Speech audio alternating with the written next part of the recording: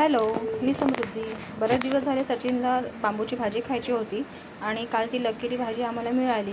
आम्ही भाजीला गेलो होतो तेव्हा तिथून ही बांबूची भाजी मिळाली. ही आई बांबूची भाजी साफ करत आहेत. त्याची पण एक विशिष्ट चव असते. आणि ही कारल्याची भाजी मला प्रचंड आवडते. फक्त त्याच्यात लांब लांब काचऱ्या करायच्या आणि हळद मीठ मसाला लावून छानपैकी खरपूस भाजून घ्यायचे. असे छानपैकी थोडेसे खरपूस कडक भाजायचे आणि त्याच्यावर चपाती खायची किंवा भातही लावून खाऊ शकतात. खूप छान लागतं.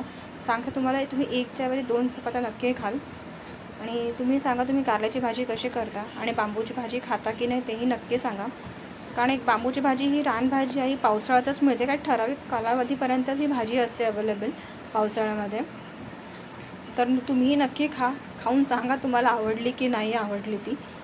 तर माझ्या नवऱ्याचं काल इच्छा पूर्ण झाली की त्याला भाजी खायची होती. त्याला लकीली भाजी मिळाली काल. अशी सहसा ती कुठेही मिळत नाही भाजी, शक्यतो कमी मिळते आणि असली तरी ती लवकर संपून जाते. तर अशा प्रकारे आम्ही काल बांबूची भाजी, कारल्याची भाजी केली, मसूरची आमटी, भाकरी केली. भाकरी आम्ही मिक्स आणतो दळून.